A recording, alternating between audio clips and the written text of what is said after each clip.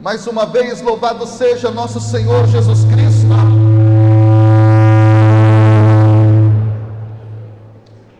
Amém.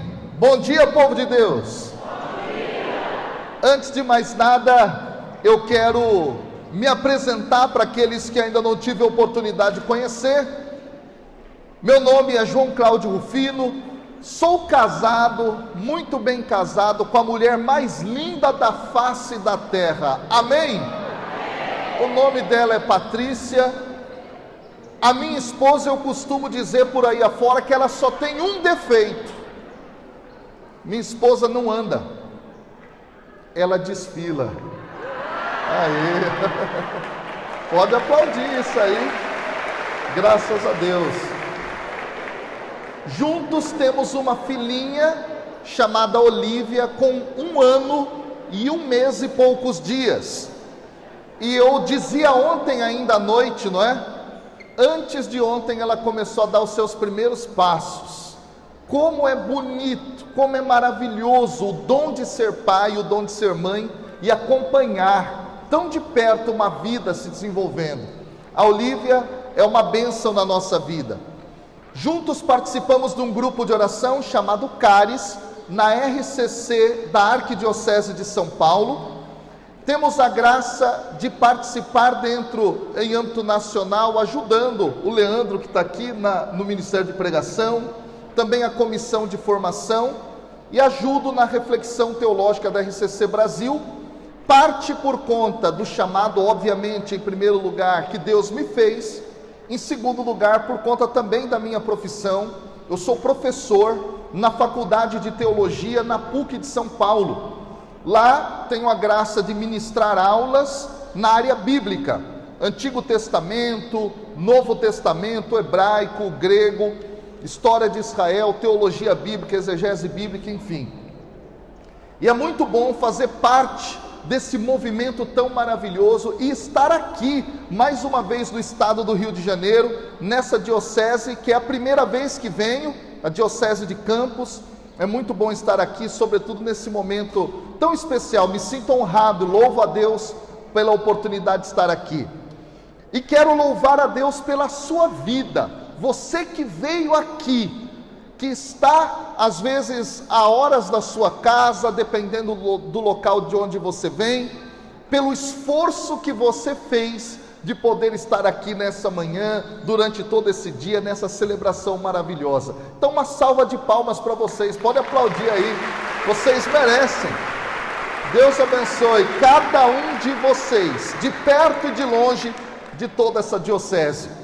E queridos e queridas, nessa manhã, de modo muito especial, nós queremos mergulhar na Sagrada Escritura, num dos textos que para mim é um dos mais bonitos de toda a Bíblia. É um texto que encerra as Escrituras, com chave de ouro, eu diria, e que nos ensinará muito a respeito de perseverança, a respeito de esperança, a respeito da obra que Deus já realizou, está realizando e realizará na nossa vida. Então eu quero te convidar a abrir a sua Bíblia no último capítulo da Bíblia, Apocalipse, capítulo 22, a partir do versículo 1. Abra sua Bíblia comigo, no livro do Apocalipse, capítulo 22, a partir do versículo 1. Como é bom, não é verdade, quando o pregador prega ou em Gênesis ou em Apocalipse. É rapidinho da gente achar.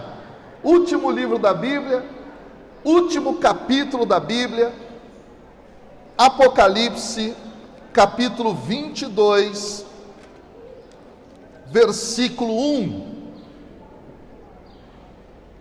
Vai silenciando. O nosso foco agora se volta para a palavra de Deus, revelada, registrada nas Escrituras. Isso. Vai silenciando, onde quer que você esteja. Trata-se de um momento central para nós, o mergulho na palavra de Deus. Amém? Eu vou ler na tradução que eu tenho aqui, você me acompanha na tradução que você tem nas suas mãos, sendo ela a Jerusalém, ou a Ave Maria, ou a Pastoral, ou da CNBB, a Bíblia que você tiver. Ouçamos a palavra de Deus. Então me mostrou o rio da água da vida, brilhante como cristal, que sai do trono de Deus e do Cordeiro. No meio da sua praça, de uma e outra margem do rio, está a árvore da vida, que produz 12 frutos, dando seu fruto de mês em mês, e as folhas da árvore são para a cura dos povos. Nunca mais haverá qualquer maldição. Nela estará o trono de Deus e do Cordeiro, e os seus servos o servirão. Contemplarão a sua face, na sua fronte está o nome dele. Então não haverá noite, nem precisarão eles de luz de candeia, nem da luz do sol, porque o Senhor Deus brilhará sobre eles e reinarão pelos séculos dos séculos. Vamos dar uma salva de palmas à palavra de Deus. Pode aplaudir bem forte, isso. Graças a Deus. Queridos irmãos e irmãs, essa palavra, ela tem uma ideia central. Qual é? No fim de todas as coisas, o Senhor realizará uma restauração, fazendo com que absolutamente toda a criação volte a ser como era o paraíso do Éden. Agora aqui há um detalhe maravilhoso. A Bíblia começa no Éden e termina no Éden. Os dois primeiros capítulos das Escrituras, Gênesis 1 e 2, Deus cria o mundo, cria os animais, cria os seres humanos, cria um jardim e coloca ali Adão e Eva, no Éden. Expressando, portanto, o grande projeto de Deus para nós, vivermos em comunhão plena com Ele, com os irmãos e com o mundo criado. Nós sabemos da história, o ser humano cai no pecado, se afastando de Deus, sai do Éden. Mas o próprio Deus, Ele se faz presente no nosso meio, a partir do Verbo encarnado, a partir do Filho, Jesus, o Cristo, que novamente abre as portas do Éden que haviam sido cerradas, fechadas para a humanidade. O livro do Apocalipse, no último capítulo, ele diz: o Éden espera a todos aqueles que viveram de forma perseverante a sua vida com Deus. O Éden está aberto a toda a humanidade, mas entrarão nele aqueles que foram fiéis. Como nos lembra o próprio Jesus no grande discurso escatológico de Marcos capítulo 13, no versículo 13: aquele que perseverar até o fim será salvo. O capítulo 22 de Apocalipse é, portanto, a visão do Éden. E olha que coisa maravilhosa! No Éden, o que se encontra?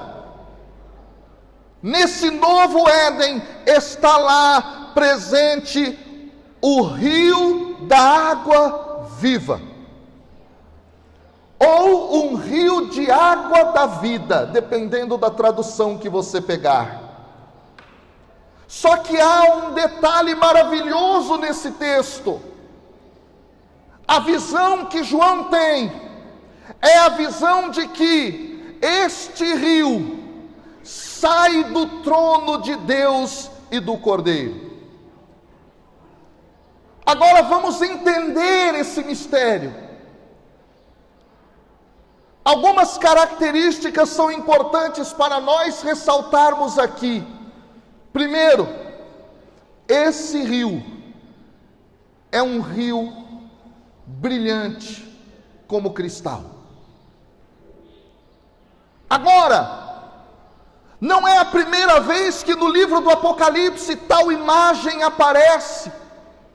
Quando nós voltamos ao capítulo 4, versículo 6, desse mesmo livro, João diz: há diante do trono como que mar de vidro, semelhante ao cristal, e também no meio do trono e à volta do trono 4 seres viventes cheios de olhos por diante e por detrás. A imagem das águas, que são como vidro ou cristal, elas já apareceram anteriormente no livro, mas com qual sentido? E aqui se repete no capítulo 22 o mesmo sentido. Ao olharmos para o simbolismo das Escrituras, nós precisamos entender que o mar, no Apocalipse, as águas, no Apocalipse, sejam elas também de rio, elas simbolizam o caos, simbolizam a força do mal. E isso novamente nos recorda a criação. Gente, olha que coisa maravilhosa. Qual é o ato primeiro de Deus da criação? É transformar o caos. E como é que era o caos? Águas e mais águas, águas e mais águas, águas e mais águas. Águas, portanto, tem o sentido de caos. Quando nós lemos, por exemplo, o livro do Apocalipse, no capítulo 13, no versículo 1, no capítulo 21, versículo 1, e assim por diante, novamente a imagem das águas como caos. Só que neste momento, no último capítulo da Bíblia, no capítulo 22, o nosso capítulo da pregação de hoje, essas águas, elas são como vidro, como cristal. Ou seja, o caos foi dominado, o caos foi vencido, não há mais males. Esse é o primeiro grande ponto dessa palavra. No fim de tudo, o caos será controlado. No fim de tudo, o caos se tornará beleza. O desorganizado estará organizado. Qual esperança maravilhosa é essa que está presente nas Escrituras e como um convite para nós? Que coisa maravilhosa! No fim de todas as coisas, o mal vencido, o mal dominado, todas as coisas desorganizadas estarão organizadas. Essa é a dinâmica que está posta aqui. E portanto, as águas que representavam morte, agora representam vida. Por isso, o rio é de água viva, ou de água da vida. E aí nós entendemos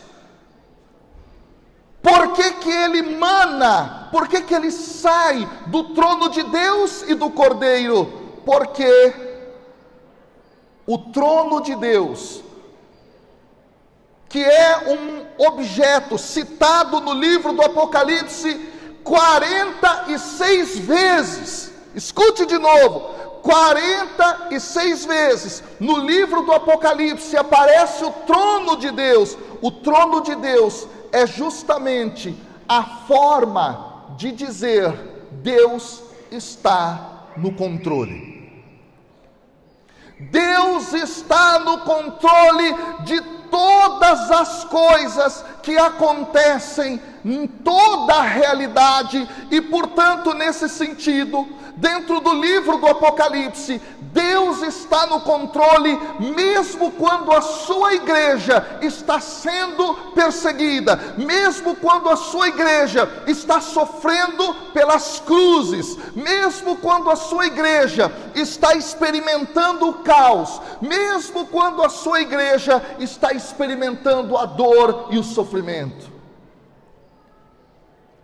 A água dominada, ela mana do trono de Deus. Deus detém absoluto controle sobre qualquer um dos males. E isso é algo fantástico aqui. Isso é algo maravilhoso dessa visão do Éden futuro que nos espera. Só que ainda há algo maravilhoso aqui. E nós precisamos entender. Eu vou voltar daqui a pouquinho ao rio da água da vida. Mas nós precisamos avançar um pouco mais no texto. A Escritura revela que nesse Éden estará a árvore da vida. Em outros termos, no céu, no paraíso que nos aguarda, estará a árvore da vida, aquela mesma que no ato criador de Deus, o próprio Senhor a colocou no centro do jardim, a fim de que o ser humano pudesse dela se alimentar. Essa imagem, ela é muito bonita, e ela não aparece apenas aqui, no final do livro do Apocalipse. Ela vai aparecer em uma das cartas escritas a uma das 7 igrejas. No capítulo 2, versículo 7 do Apocalipse, lá é mostrado que a árvore da vida é a recompensa, ela é prometida àqueles que viveram fiéis a Deus. Olha que dado fantástico! Poderemos nos alimentar de vida eterna no paraíso que nos espera. A árvore da vida estará lá com o melhor dos seus frutos. Eu gosto muito da dinâmica teológica dessa árvore. Quando os pais da igreja, os padres iniciais do cristianismo, os pais da fé, aqueles primeiros cristãos que fizeram suas reflexões a partir das Escrituras, alguns dos padres da igreja, eles falam sobre o que é a árvore da vida. A árvore da vida é a cruz de Cristo. E qual é o fruto da árvore da vida? O próprio Cristo. A árvore da vida que traz o fruto mais doce. Ó cruz, dai-me o teu fruto, o meu Jesus. Assim rezava a igreja primitiva. Aqui o texto está retomando essa ideia. A árvore da vida, o próprio Senhor, o Cristo de Deus, estará à nossa disposição. Ele que é pão da vida, Ele que é o pão que alimenta e dá coragem, Ele que é o pão que preenche todo o vazio da alma humana, Ele estará lá à nossa disposição. Olha que coisa maravilhosa está à tua espera, está à tua frente no fim da história. O Éden está aberto com a árvore da vida para você, se você perseverar. Diz o capítulo 2, versículo 7 do Apocalipse: quem tem ouvidos, ouça o que o Espírito diz às igrejas. Ao vencedor dar-lhe-ei que se alimente da árvore da vida que se encontra no paraíso de Deus. Lá no capítulo 2 isso é dito. No último capítulo, João está vendo essa árvore.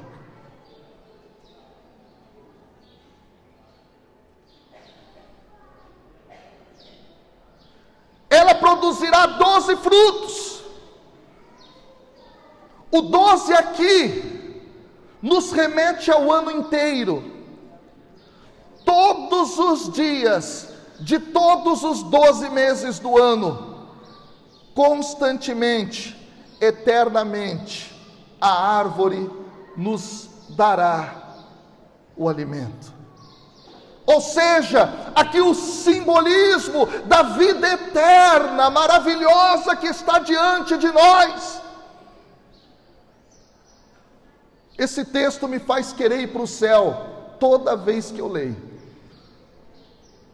Chegar lá e ver a árvore com o alimento mais saboroso que absolutamente nenhum outro fruto traz.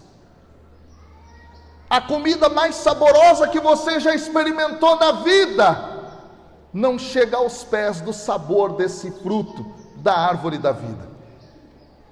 Está à tua espera, se você for fiel, se você for vencedor em meio às suas tribulações, perseguições e provas. O texto continua dizendo, no versículo 3, mostrando para nós o que acontecerá nesse novo céu e nessa nova terra. Que coisa mais linda João nos revela. É dito que nunca mais haverá qualquer maldição. Aqui João, ele está retomando a profecia de Zacarias. No último capítulo do profeta, que é o capítulo 14, versículo 11, quando o profeta disse: habitarão nela, e já não haverá maldição, e Jerusalém habitará segura. Ou seja, havia uma esperança para o povo de Deus, que eles habitariam em segurança, que não haveria mais mal, que não haveria mais maldição. O que João está dizendo? Quem conclui essa promessa, quem realiza, é Deus a partir do Filho, e nós teremos isso no Éden, na habitação celestial. Que coisa maravilhosa é essa esperança cristã, de que um dia nós viveremos num lugar, que um dia nós viveremos sem absolutamente maldições, sem absolutamente males que possam tirar a nossa alegria, a nossa completude. Esse olhar para frente de esperança é um convite que a palavra está nos trazendo. E queridos e queridas, eu quero agora dar uma pausa aqui para fazer um discurso em cima disso, dizendo a cada um de nós: nós precisamos alimentar a nossa alma com a esperança do céu, com a esperança do Éden, com a esperança da nova Jerusalém, com a esperança dos novos céus e nova terra. Nós precisamos, como cristãos, todos os dias, todos os dias da nossa vida, dizer com o livro do Apocalipse, como nós rezamos na nossa liturgia: vem Senhor Jesus, Maranatá. O nosso desejo é estar com o Senhor por toda a eternidade. O nosso maior horizonte, o nosso maior sonho, o nosso maior querer, o nosso maior desejo deve ser ir para o céu, deve ser chegar lá e viver na glória com o Senhor, ver essa água viva passando e beber dela, ver o fruto da árvore e saboreá-la. Olha só, meu irmão e minha irmã, isso precisa estar latente para você, isso precisa estar vivo para você. Ai, se nós pudéssemos colocar nas paredes das nossas casas, para que pudéssemos ver todos os dias, assim: um dia eu irei para o céu, eu me encontrarei com o Eterno, eu me encontrarei na paz, no gozo total, na alegria total, no prazer total, na paz total, se eu permanecer fiel. Se nós nos lembrássemos disso todos os dias, que um dia nós estaremos diante do juízo, e que uns vão para o céu e outros vão para o inferno, nós viveríamos fiéis muito mais no dia de hoje.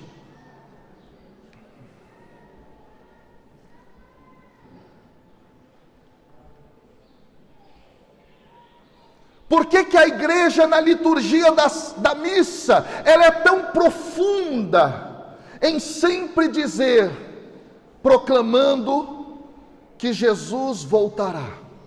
Porque essa é a nossa maior esperança.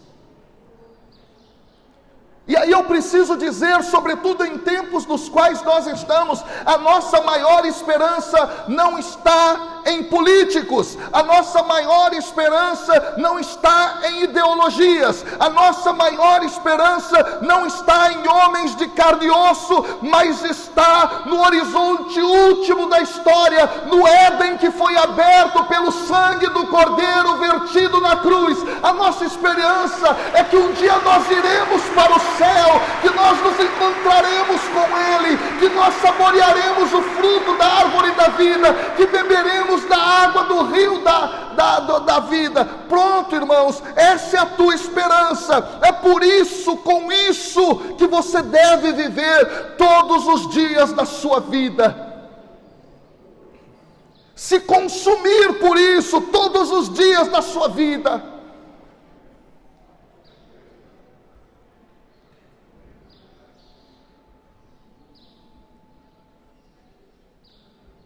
O texto diz que lá no céu estarão os servos de Deus. E olha como o texto poeticamente constrói essa ideia. Ele diz: os servos o servirão. O final do versículo 3. Só que aqui eu preciso dizer que boa parte das traduções não contempla exatamente o que o texto quer dizer. A Bíblia de Jerusalém traduz de uma maneira muito bem acurada, específica. A Bíblia de Jerusalém traduz assim: e seus servos lhe prestarão culto. Exatamente, porque a palavra que está lá em grego é o verbo latreo, e latreo é a mesma raiz de latria, de culto. Nesse sentido, os servos de Deus viverão no céu, prestando um culto a Deus, prestando um serviço religioso a Deus, no sentido de uma adoração. E essa palavra dentro da Bíblia, muitas vezes, ela está ligada ao ato do sacerdote que realiza um culto. O que eu quero dizer com isso? Os servos de Deus, aqueles que permaneceram fiéis, venceram as provas, venceram as tribulações, venceram as dificuldades, venceram as perseguições, permaneceram fiéis, serão como sacerdotes eternos, prestando um culto eterno de adoração a Deus. Que vida maravilhosa! E o texto diz que esses servos do versículo 4 contemplarão a sua face. O que isso significa? Quando nós voltamos ao Antigo Testamento, em Êxodo, no capítulo 33, versículo 20, Moisés, ele tem medo de olhar a face de Deus, porque ele tinha medo de morrer.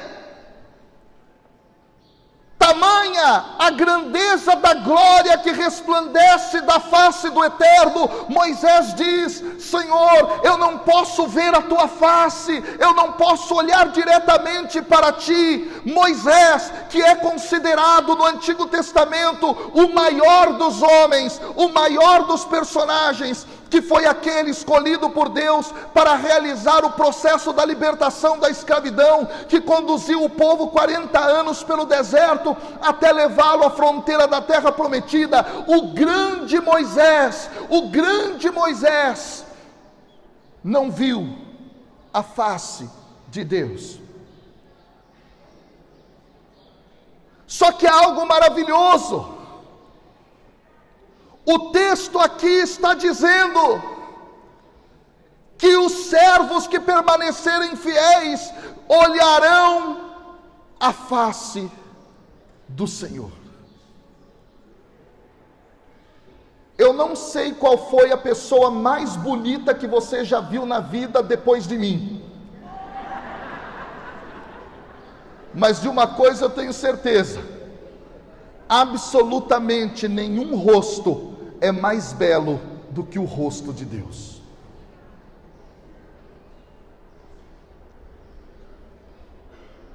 E nós, seres humanos, que temos um desejo pela beleza e olhamos rostos de pessoas e admiramos a beleza humana, deixa eu te dizer algo: não existe nada mais bonito, não existe nada mais belo, não existe nada mais prazeroso do que olhar a face do Senhor. E olhar a face do Senhor, estar diante dele, o adorando por toda a eternidade, gozando os prazeres de viver em Deus e Deus em nós, queridos e queridas, ultrapassa absolutamente qualquer beleza, qualquer prazer que a gente possa ter nessa vida.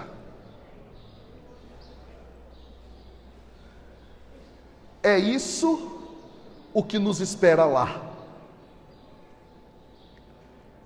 Olhar para um rosto, o mais belo dos rostos, e nos apaixonar perdidamente, nos deixarmos seduzir de uma forma tão profunda.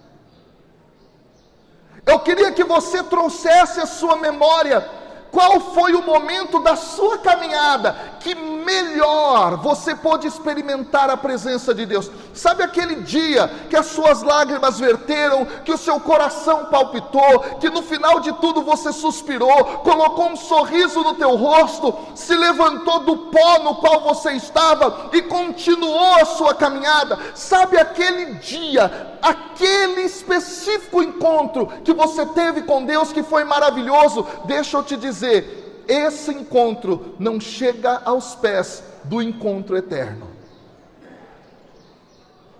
Ah, meu Deus do céu, eu quero esse negócio agora para mim.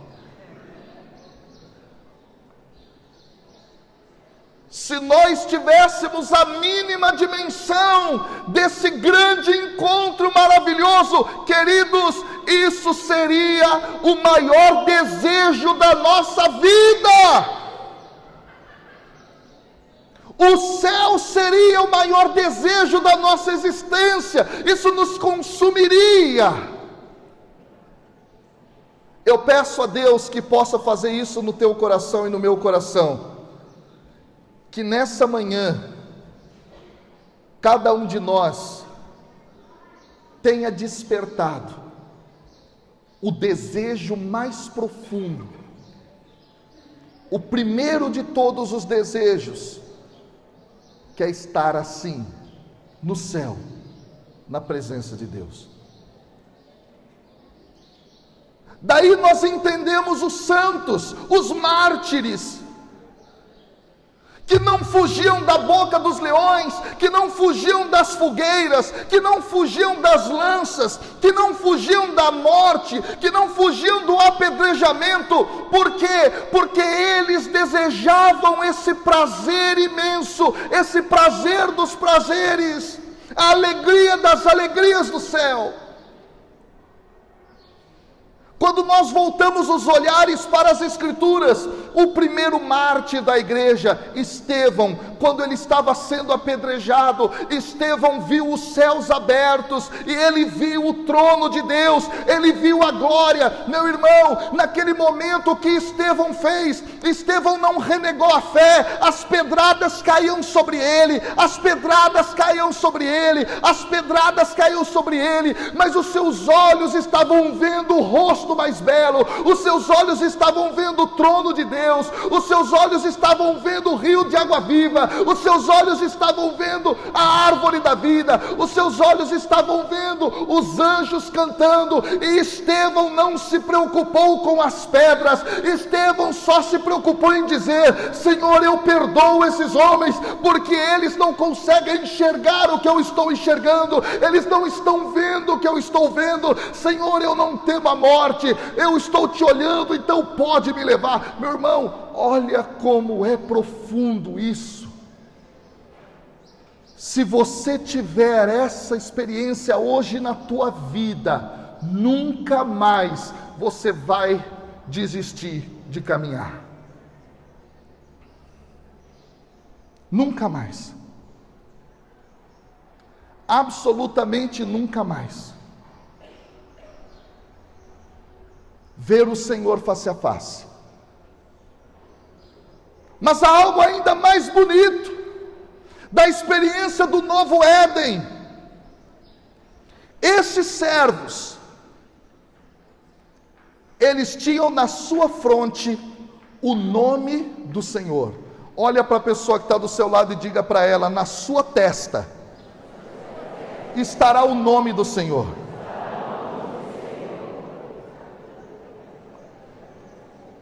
Eu vi uma esposa botar a mão na testa do nome, dar um tapa assim, daqui de cima. Na sua testa estará o nome do Senhor. Agora eu preciso te fazer uma pergunta. Qual é o nome que hoje está na tua testa? Você sabia que isso é uma pergunta que o livro do Apocalipse faz a nós? Por quê? A palavra testa, fronte, em algumas traduções, é uma palavra que aparece na Bíblia apenas 8 vezes. Todas elas aqui em Apocalipse. Trata-se da palavra grega metopon. Repita comigo: metopon.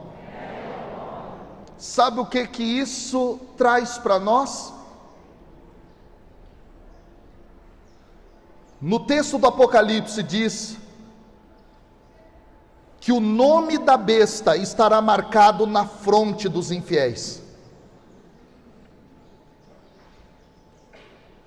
Na fronte da meretriz, aquela mulher maligna que aparece no Apocalipse, havia um nome misterioso do anticristo.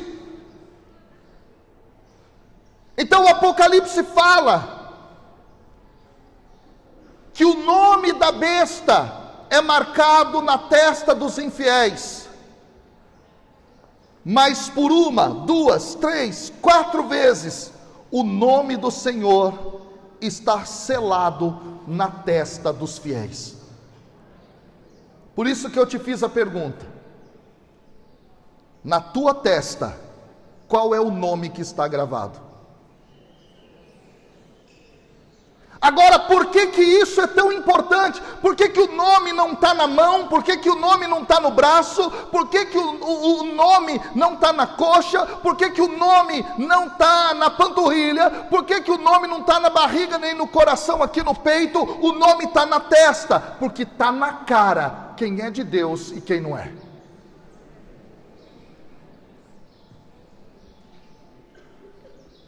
Está na cara que você pertence a Jesus, está na cara que você pertence ao Cordeiro, está na tua cara estampado que você é fiel a Deus ou não? Sim. Espero que esse sim não tenha sido uma mentira. Tratava-se apenas de uma pergunta retórica, para parar para pensar, mas já que você quis se comprometer, melhor ainda. O que que o texto do Apocalipse está ensinando?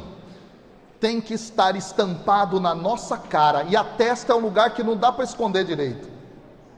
Está na cara que você tem que ser alguém que transmite o Senhor, que transmite Deus. Renovação carismática católica, que não estampa na cara que é fiel, mas dá testemunho de infidelidade. Deus está exortando: se coloque no prumo. Tem que estar na tua cara a renovação carismática católica da Diocese de Campos, que vocês pertencem ao Senhor Todo-Poderoso, o Cordeiro de Deus.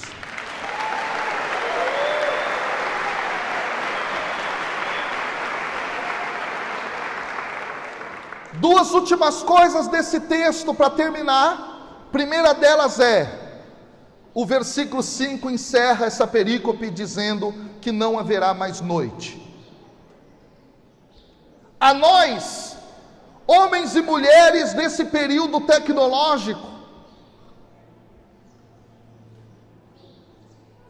a imagem de não ter mais noite parece nos deixar um pouco tristes. Você fala: puxa, mas a noite é tão boa, é tão bonita. É tão boa, é tão bonita, porque você tem luz elétrica, você tem casa com eletricidade, você está lá meia-noite, 1h, está tudo escuro lá fora, mas dentro da sua casa está tudo iluminado. Mas para as pessoas daquela época, a noite representava perigo. Porque as pequenas chamas que elas tinham em casa, em suas lâmpadas de óleo, não eram capazes de serem tão efetivas como as grandes luminárias que nós temos dentro das nossas casas e dos nossos recintos. Para eles, o sonho de nunca escurecer significa eles poderem viver em segurança, sem se sentirem ameaçados por nada. Tanto é assim que essa promessa, ela já aparece no Antigo Testamento, quando em Isaías capítulo 60, versículos 19 e 20, o Senhor diz mediante o profeta: nunca mais te servirá o sol para a luz do dia, nem com o seu resplendor a lua te iluminará, mas o Senhor será a tua luz perpétua, o teu Deus, a tua glória. Nunca, absolutamente nunca mais se porá o teu sol, porque o Senhor te iluminará eternamente. Ah, meu Deus, eu fico imaginando as pessoas daquela época da Bíblia, que ficavam com medo quando a noite chegava. Podem chegar ladrões, podem chegar lobos, podem chegar animais peçonhentos, podem chegar ameaças, pode chegar o exército inimigo e a gente não enxergar e ser pego de surpresa. A noite era um terror para eles. Por isso o Senhor diz que lá no Éden não haverá noite mais. Nós não precisaremos luz de candeia, nós não precisaremos da luz do sol, nós não precisaremos mais da lua, porque pelos séculos dos séculos a luz do Senhor resplandecerá, ou seja, viveremos em paz. Que coisa maravilhosa, meu Deus! Eu quero ir para o céu. Olha para o irmão que está do seu lado e pergunta para ele: você quer ir para o céu? Sim ou não? Atenção!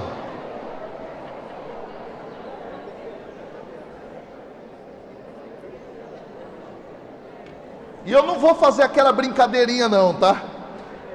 Quem quer ir hoje? Aí ninguém quer. Não é isso não. Eu não vou fazer essa brincadeirinha pelo seguinte motivo.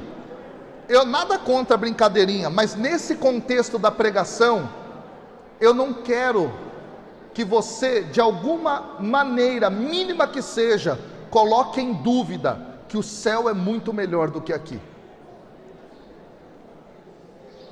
Eu não quero que nem por uma fração de segundo você ache que a vida que você leva aqui é melhor do que a vida que o fiel levará lá. Por isso que eu não vou fazer essa brincadeira. E por isso eu vou te perguntar de novo de uma forma muito séria e concreta. Quem quer ir para o céu aqui? Levanta a mão e diga: eu quero. Eu vou pedir aos irmãos, por favor, para a gente poder já preparar o nosso momento aqui de oração, mas eu preciso te adiantar uma coisa, e aqui eu volto, como eu havia dito, a primeira parte da escritura que lemos no dia de hoje. Há um rio de água da vida, que mana do trono de Deus. Eu preciso te falar uma coisa.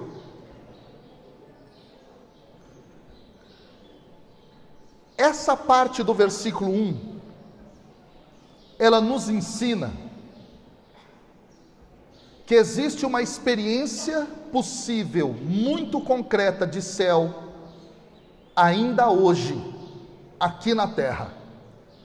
São várias as experiências. A liturgia da missa, por exemplo, une céu e terra. Ajudar o próximo, pobre, o caído, une céu e terra. Mas aqui essa experiência do rio, da água da vida, que mana do trono de Deus e do Cordeiro, também é uma forma de vivermos no hoje o céu na terra.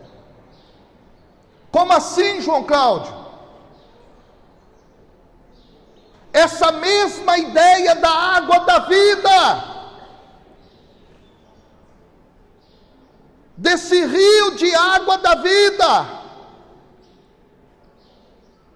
aparece na promessa de Jesus, lá em João, no capítulo 7. Por isso vai comigo rapidinho em João, capítulo 7. João, capítulo 7, versículo 37 e seguintes. João capítulo 7, versículo 37, seguintes, e com isso eu termino a pregação. Acharam aí, sim ou não? Sim. No último dia da festa, o mais solene. Que festa é essa? Olha aqui para mim. Essa festa é a festa de Sukkot, é a festa das tendas, uma das 3 festas de peregrinação a Jerusalém. E ela é chamada na Bíblia de a festa, durando 8 dias seguidos. Jesus está em Jerusalém nessa festa, no último dia. E sabe o que acontecia lá no último dia da festa de Sukkot? Os sacerdotes pegavam baldes e baldes e baldes e baldes de água, e eles jogavam sobre o altar. Eles lavavam o altar, iam lavando o pátio, e aquela água ia descendo pelas escadarias da cidade de Jerusalém, e todos os peregrinos viam a água escorrer do templo até onde a água parasse. Jesus está nessa festa, e Jesus está vendo as águas correndo, e os judeus daquela época aplaudindo, cantando músicas de adoração e louvor a Deus. No último dia da festa das tendas, Jesus aparece lá, no dia mais solene, e quando as águas estão caindo, que pregador era Jesus! Ele olha aquela realidade, ele então disse em voz alta, e aqui há algo maravilhoso, porque em voz alta em grego é ekrazen é chorar. Eu quero que você imagine a multidão em Jerusalém, vendo as águas rolando pelas escadas, as águas descendo, Jesus chora, e Jesus grita, Jesus diz alto assim, escute, se alguém tem sede, venha a mim e beberá, aquele que crê em mim, conforme as escrituras, do seu seio jorrarão rios de água viva.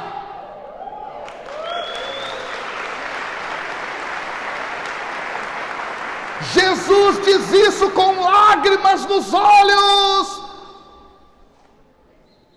Só que a tradução impede a gente de sentir um pouco mais de emoção nessa hora, porque a palavra que foi traduzida do seu seio ou do seu interior, não é isso que o texto está dizendo de forma literal. Sabe o que o texto está dizendo?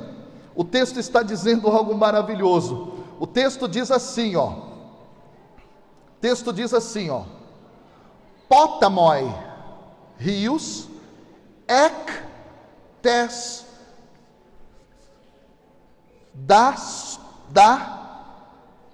koilias autu.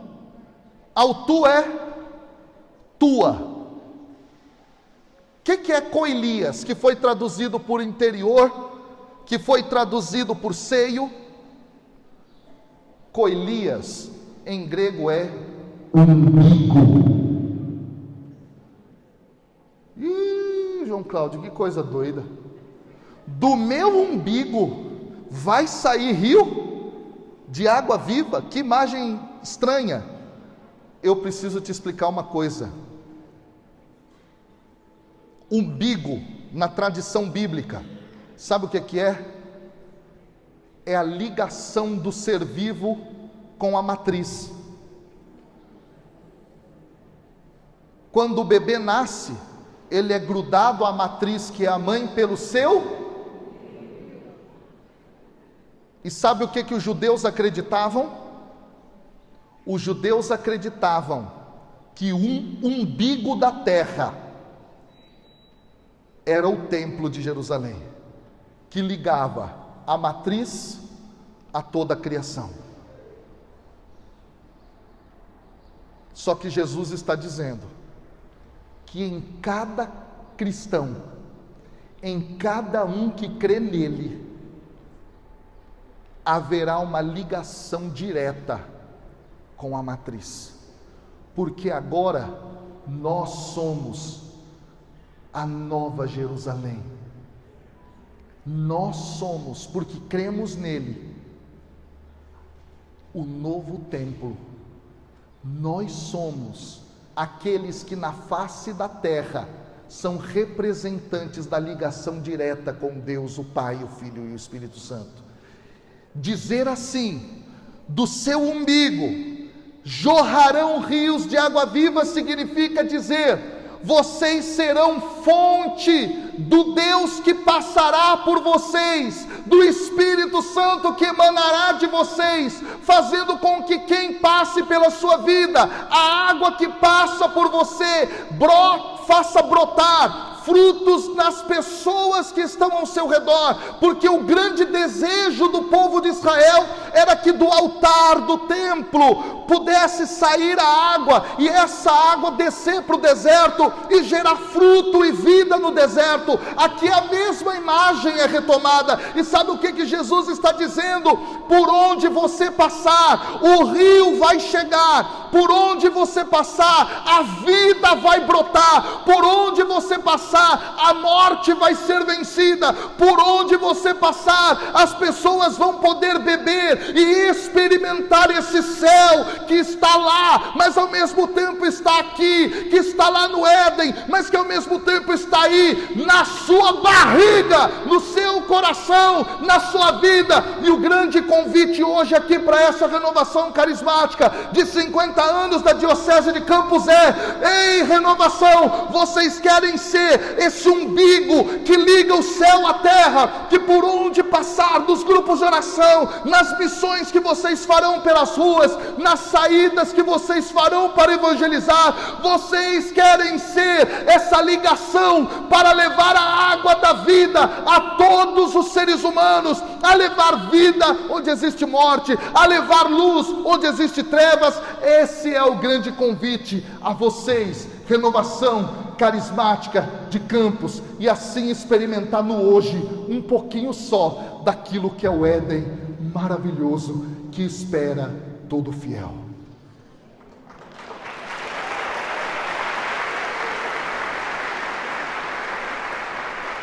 Quem aqui crê em Jesus, diga eu. Quem aqui quer ser fonte de água viva, diga eu. Quem aqui quer levar a vida onde existe morte, diga eu. Então fica de pé em nome de Jesus. Você vai olhar para o teu irmão e diz assim para ele: vamos experimentar um pouquinho da eternidade agora, sim ou não? Pergunta para ele: você está preparado para isso, sim ou não?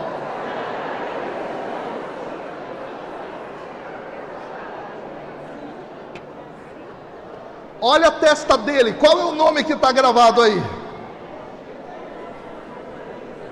Qual é o nome que está gravado nesse rosto que você está vendo?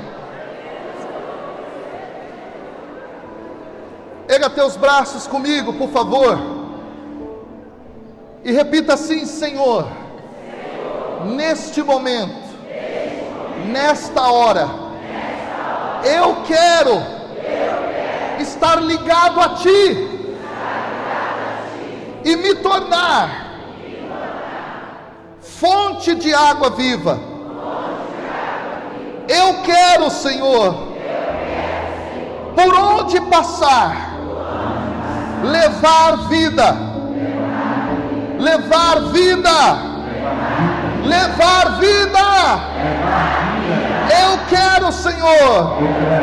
Por isso hoje, por isso agora, me faça experimentar um pouco do paraíso, pela força do Teu Espírito Santo.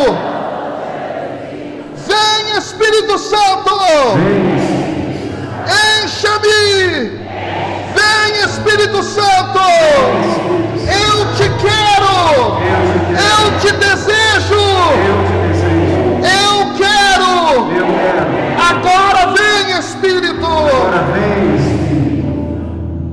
Vamos cantar e vamos orar para experimentarmos um pouquinho do Éden aqui, desse rio de água viva que flui de você. Você é o umbigo de Deus nesse sentido, uma conexão. Então vamos rezar cantando.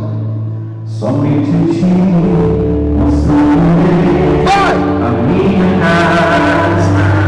Somente em Ti. Somente em Ti colocarei minha esperança. Olha que coisa maravilhosa. Somente em Ti construirei a minha casa.